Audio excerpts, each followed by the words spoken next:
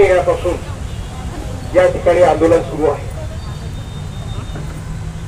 महाबोधी आंदोलनाचा जो अभ्यास आपण करतो असं लक्षात येतो की दी लाईट ऑफ एशिया या ग्रंथाचे लेखक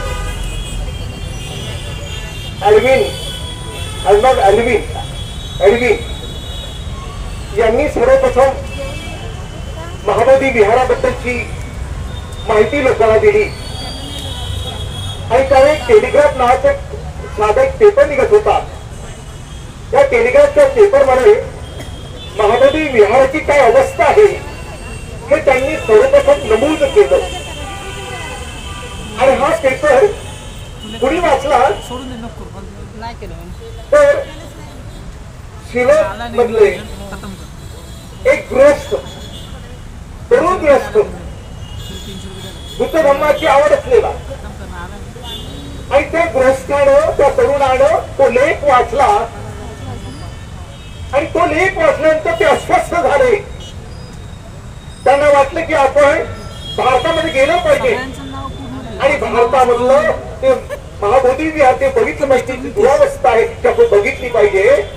आणि म्हणून शिलोंग मधला एक तरुण भारतामध्ये येतो आणि भारतामध्ये आल्यानंतर तो त्या ठिकाणी महाबोधी विहार जातो. त्यावेळी जंगल होता, सगळे जंगल होतं, रस्ते नव्हते, कसे तरी ते त्या ठिकाणी पोहोचतात आणि तिथे गेल्यानंतर ते धड म्हणजे अक्षरशः रडतात. एक शिलोंग मधला बौद्ध माणूस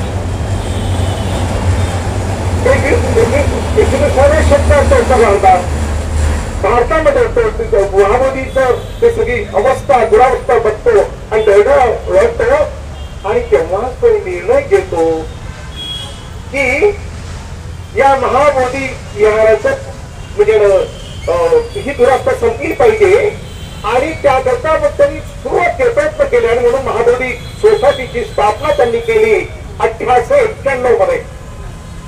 आणि 1891 म्हणून महाबोधी विहाराचं जे आंदोलन आहे हे आंदोलन आजचं आंदोलन नाही.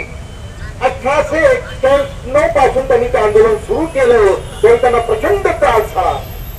या तिथे जे महंत राहतो महंत लोकांनी त्यांना मारहाण केली अनेक आणि नंतर ती कोर्टमध्ये केस झाली आणि त्यानंतर 1949 मध्ये महाबोधी टेम्पल ऍक्ट तयार करण्यात आला. आता 49 मध्ये तयार केलं ठीक आहे त्यावेळी आणि 4 लोक त्याच्यामध्ये काय की 4 लोक बौद्ध आणि 4 लोक हिंदू यासाठी 4 बौद्ध आले. अनाधारित धम्मपालांनी जे आंदोलन केलं त्या आंदोलनाचा परिणाम म्हणून ते 4 लोक त्या बौद्ध म्हणून आले. अन्यथा हे 4 बौद्ध सुद्धा राहिले नसते, ते पूर्ण हिंदूंच्या ताब्यामध्ये गेलं असतं. परंतु महाबोधी म्हणजे अनाधारित धम्मपाल यांचं त्यांचं आंदोलन आणि त्यांनी ज्या पद्धतीने इंग्रजी तिथे उद्देशित झाला त्याचा परिणाम होता. आता या ठिकाणी हा कायदा 1949चा आपली भारतीय राज्यघटना 26 जानेवारी 1950 पासून लागू झाली आणि आपल्या भारतीय राज्यघटनेचं कलम 13 अतिशय महत्वाचं आहे. राष्ट्रीय साहेबांना माहित आहे की 13 कलम काय की घटनेमध्ये जे काही अधिकार देण्यात आलेले मानवी ह्युमन राईट्स दिलेले आहेत यातला विरोध करणारे जे काही कलम असतील कायदे असतील ते कायदे रूढी परंपरा चालीरीती आणि जे काही असेल ते सर्व निरस्त होईल. निरस्त म्हणजे महाबोधी टेम्पलचा जो काही वाद नाही आहे जो काही वाद निर्माण केला की हा कायदाच बेकायदेशीर असं त्या टेम्पलमध्ये महाबोधी टेम्पल ऍक्ट आहे हाच बेकायदेशीर आहे की भारतीय राज्यघटनेच्या कलम नंबर 13 नुसार हा निरस्त झालेला आहे. आणि पुन्हा किती कलम आहे कलम 25 कलम अतिशय महत्वाचं आहे. त्यामुळे या देशातील प्रत्येक धर्माच्या लोकांना त्यांचे जे विहार त्यांचे जे काही धर्मस्थळ असतील त्याचं म्हणजे त्याची व्यवस्था करण्याची किंवा त्याचं सगळं म्हणजे ऍडमिनिस्ट्रेशन प्रशासन हे त्या लोकांच्या हातामध्ये राहील, इतरांच्या हातामध्ये राहील यासाठी आर्टिकल 25 आहे. म्हणजे संपूर्ण कायदा हा बौद्धांच्या बाजूने आहे लक्षात घ्या. परंतु बिहार सरकारची हरियारी किंवा तिथे त्यामध्ये होऊ शकलं नाही. आणि त्यानंतर पहिलं आंदोलन अनागरिक धम्मपालांनी केलं, दुसरं आंदोलन अलीकडच्या काळामध्ये आपले सुरेश प्रसादनी केलं, आणि आता हे जे तिसरं आंदोलन आहे, हे तिसरं आंदोलन केवळ महाराष्ट्राचं नाही, नागपूरचं नाही, हे आंदोलन संपूर्ण भारताचं झालेलं आहे. आणि त्यानंतर आणखी बरोबर आहे, आणि आता एक जगाचं आंदोलन झालं, लक्षात घ्या. हे आंदोलन नागपूरच्या या संविधान सौधातील लोकांचं आंदोलन नाही, या जगातील सर्व बौद्धांचं आणि जे लोक म्हणजे कायद्याला मान्यता देणारे किंवा जे समतेच्या बाजूने त्या सर्व लोकांचं आंदोलन आहे. आणखी दुसरी गोष्ट, कोणती दुसरी गोष्ट, आधी महादजी आंदोलनासाठी जी रसद जायची ती नागपूरहून जायची, पैसा असेल, मनुष्यबळ असेल, जे काही इथून जायचं. आता तुम्हाला माहित असेल बिहारमध्ये जे म्हणजे आता जे लोक शिकले, म्हणजे आंबेडकर शिकलेत आणि त्यांना बौद्ध धर्माचं महत्व कळलं. आता खेड्यापाड्यामध्ये सभा बिहारच्या राज्यामध्ये इथे अमन कामे होते, त्यांना माहित आहे.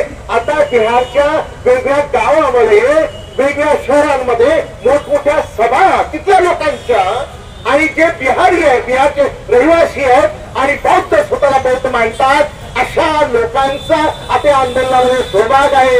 हे आंदोलन आता महाराष्ट्राचं नाही, आता आंदोलन बिहारचे लोक, मध्य प्रदेशचे लोक, उत्तर प्रदेशचे लोक. आता मला कोणी सांगत, मला तुम्ही सांगत होते सर, ही जे भगवान सांगत होते की दिल्लीमध्ये सुद्धा मोठ्या प्रमाणात या आंदोलनाला सहभाग मिळतात. आणि बरोबर आहे, हे आंदोलन आता मुंबईमध्ये सुद्धा अनेक विहारांमध्ये, ठाणे असेल किंवा वेगळ्या ठिकाणी मोठमोठे आंदोलन होत आहे. हे आंदोलन आता या देशातील आणि जगातील बौद्ध लोकांचं आंदोलन झालेलं आहे. ही गोष्ट शासनाच्या सुद्धा लक्षात आलेली आहे, लक्षात घ्या.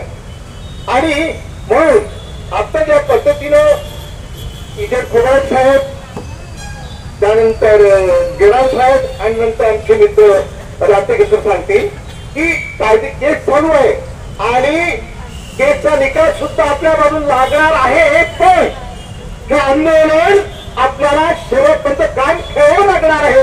आंदोलनाचा सुद्धा वेगळा प्रभाव हा न्यायपालिकेवर सुद्धा पडणार आहे, लक्षात घ्या. आणि त्या पेजमध्ये कोणाला नाव माहित, आपलं नाव माहित, आपण बोलायचं नाही, त्याचं बोलायचं नसतं, कारण त्या गोष्टी वेगळेच होतं, त्याचा वेगळा प्रभाव बोलायचं नाही. त्या बेंचमध्ये ज्यांच्याकडे केस आहे आणि लावून घेतली तर आपल्याला माहित आहे, आपण त्याची बातचीत करू, ती लावून घेतली आणि हे होईल. परंतु आपलं आंदोलन जे आहे, हे आंदोलन चालू ठेवून आणि हा म्हणजे आंदोलनाचा जो रेटा आहे, हा रेटा असाच राहिला पाहिजे, तर हे आंदोलन यशस्वी होईल. आणि त्या दृष्टीनं या ठिकाणी नागपूरच्या लोकांनी आपली जी शक्ती दाखवली, जसे बाबासाहेब म्हणाले एका भाषणामध्ये की बुद्ध धम्म कसा आहे, बुद्ध धम्म हा नाल्यासारखा नाही, नदीसारखा नाही, तर बुद्ध धम्म हा समुद्रासारखा आहे. ज्याप्रमाणे समुद्रामध्ये वेगवेगळ्या नद्या, वेगवेगळे सगळे नाले नद्या वाहून येतात आणि एक समुद्र येतो, त्याप्रमाणे बुद्ध धम्म आहे.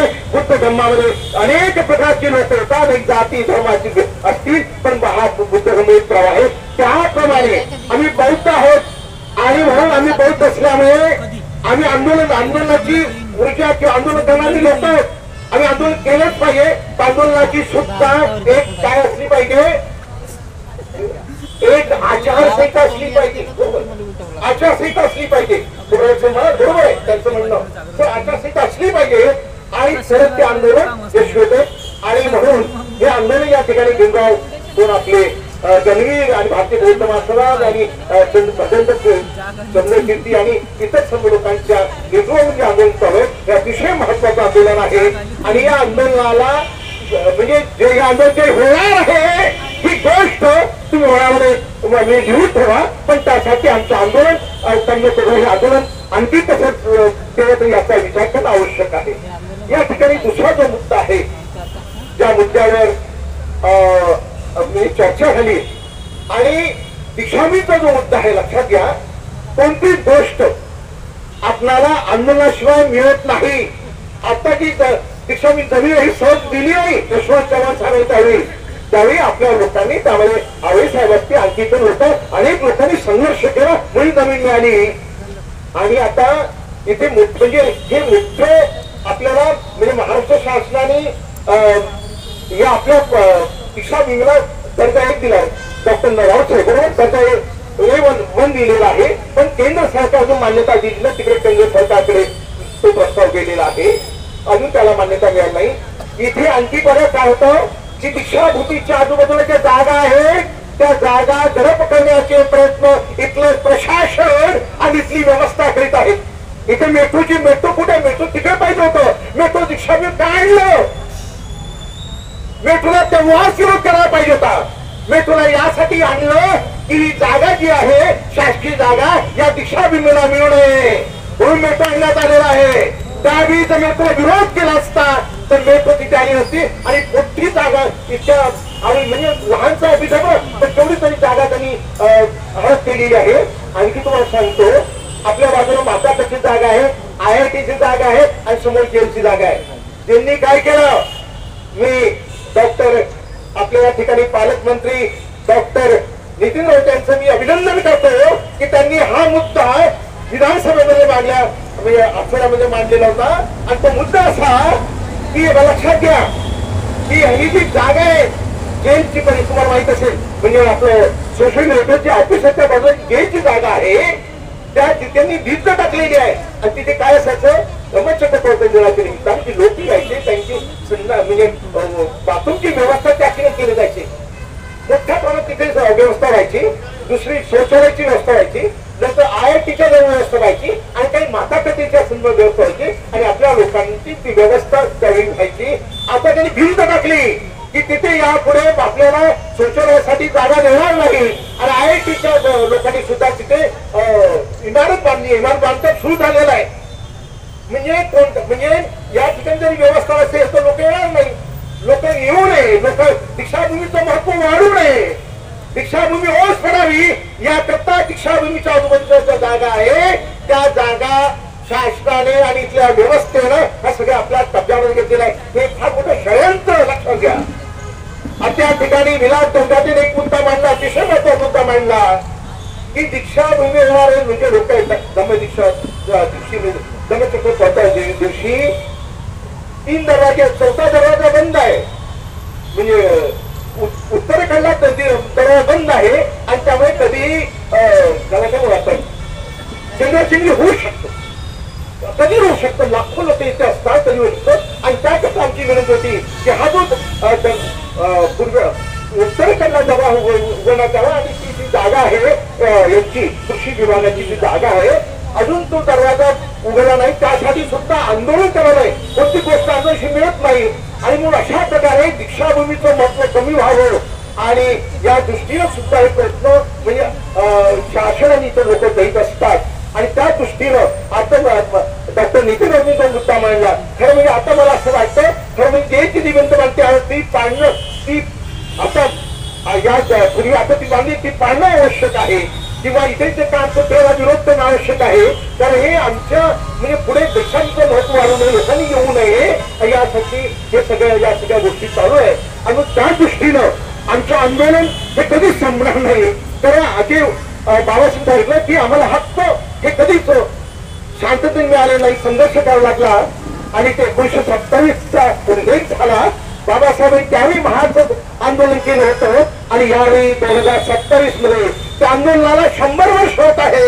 या 100 वर्षामध्ये आम्ही काय केलं त्याचा सुद्धा आम्हाला लेखाजोखा घ्यावा लागणार आहे आणि पुढे आम्ही काय करणार आहोत. आम्ही जर बाबासाहेबांचे अनुयायी असोत आम्ही जर बौद्ध धर्माचे अनुयायी आहोत आमचं सुद्धा या संदर्भात आमची काय दिशा असली पाहिजे आमची काय नैतिक कृती असली विचारधारा कृती असली पाहिजे या गोष्टी सुद्धा अतिशय महत्वाच्या आहे. आणि त्या दृष्टीनं आपली ही समज शक्ती जी आहे कोणी कोणत्याही पक्ष असो मला खूप आनंद झाला की डॉक्टर नितीन राऊत आले कोणी कोणत्याही पक्ष असो आम्ही बौद्ध आहोत आम्ही बौद्ध म्हणून एका ठिकाणी आवश्यक आहे.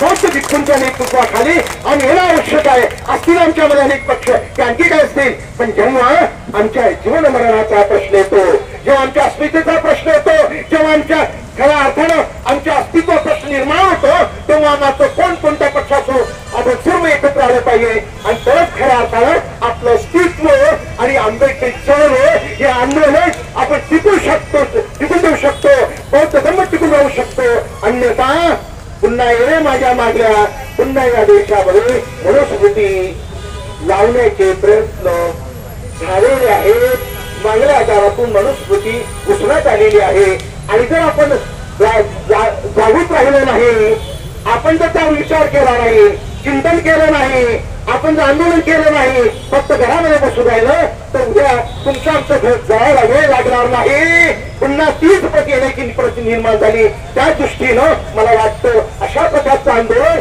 ही नवी ऊर्जा निर्माण करण्यासाठी अतिशय महत्वाचे आहे आणि त्या दृष्टीनं आपण विचार करावा अशी अपेक्षा व्यक्त करतो जय जय नवविचार